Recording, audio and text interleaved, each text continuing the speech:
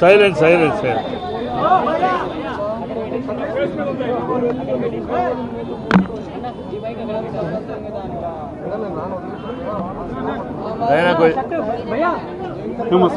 కొంచెం సైలెంట్ బాబు, కొంచెం silent please.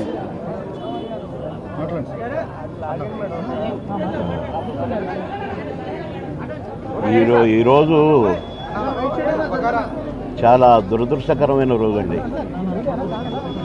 మరి ముఖ్యంగా రెండు రాష్ట్రాల ప్రజల కంటే నాకే ఎక్కువ ఆత్మీయుడు కోటన్న. సినిమాల్లోనే కాదు, బయట కూడా ఒంటరిగా కలిసినప్పుడు కూడా, ఫోన్లో మాట్లాడుకున్నప్పుడు కూడా ఆ సెటైర్లు యాజ్ ఇట్ ఈజ్గా సినిమాల్లో ఎలాగైతే పాము ముంగిసలాగా అలాగే ఉండేది. నిన్నగా మొన్ననే ఫోన్ చేశాను, మొన్న సాయంత్రం ఒక షూటింగ్ సందర్భంగా ఫోన్ చేస్తే ఎక్కడున్నావురా అన్నాడు. వాళ్ళని దగ్గర ఉన్నా అన్న. అరే ఎప్పుడు వస్తావు అంటే రేపు వస్తానా అన్న. అంటే చాలా బాగా మాట్లాడాడు. మామూలు జోక్ సార్లేవో ఇవన్నీ ఉంటాయి కదా మాయి. ఆ సెటైర్లతోనే మాట్లాడుకున్నాము ఒక 2 నిమిషాలు. నాకు షార్ట్ రెడీ అన్నా, నేను సాయంత్రం మాట్లాడతా మళ్ళీ అని సాయంత్రం చేస్తే పడుకున్నారు. అదేదో మందు వేశాడు డాక్టర్ గారు అని చెప్పారు. పెద్దమ్మాయి చెప్పింది, కోటన్న పెద్దమ్మాయి. సరేలే నేను రేపు వస్తున్నాను చెప్పు, లేకుంటే ఎల్లుండి పొద్దున వస్తానమ్మా అని చెప్పిన. రమ్మన్నాడంట.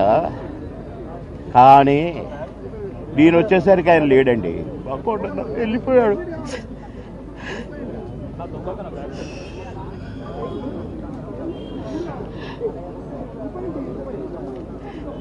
ఇంటికి వస్తే ఎంతో సంతోషంగా రారా బోరు కొడుతుందిరా అనేవాడు. ఇప్పుడేమో హాయిగా పడుకున్నాడు.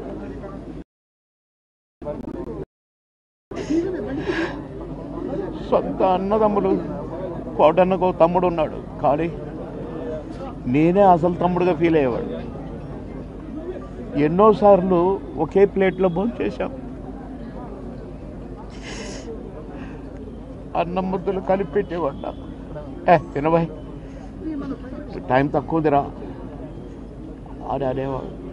మేము ఎక్కడ ఏ ఊరిలో ఉన్నా, ఏ లాడ్జిలో ఉన్నా పక్క రూములే. మళ్ళీ ప్రొడ్యూసర్లు మొత్తుకునేవాళ్ళు, మీరిద్దరు ఒకటే రూమ్లో ఉంటారు కదా, అయితే ఆయన నీ రూమ్లో ఉంటాడో లేక నువ్వు ఆయన రూమ్లో ఉంటావు, మాకెందుకండి నష్టం చేస్తారు, ఒక రూమ్ డబ్బులు వేస్ట్ అని అనేవాళ్ళు.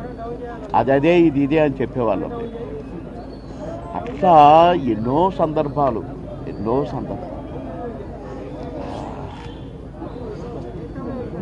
మాటలకు అందని సందర్భం.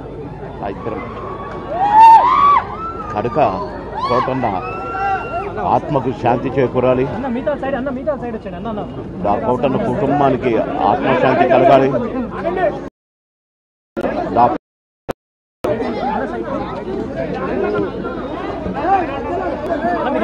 కోటన్న మనవళ్ళు ఇద్దరు అన్నకు శాంతి, ఆత్మకు శాంతి కలగాలి.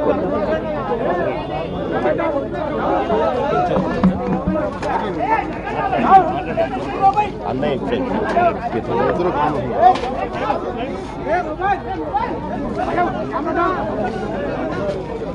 అందరికీ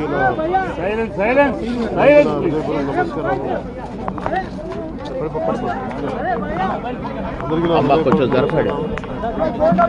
తమ్ముడు ఇది పడిపోతుందమ్మా. చాలా బాధ కలిగించింది. ఇప్పుడు బాబు మోహన్ గారు కానీ కోట గారు కానీ ఇద్దరు ఇప్పుడు యాదృష్టికంగా వారు కూడా ఇక్కడ ఉండటం జరిగింది. అందరికీ కూడా ఒక కుటుంబం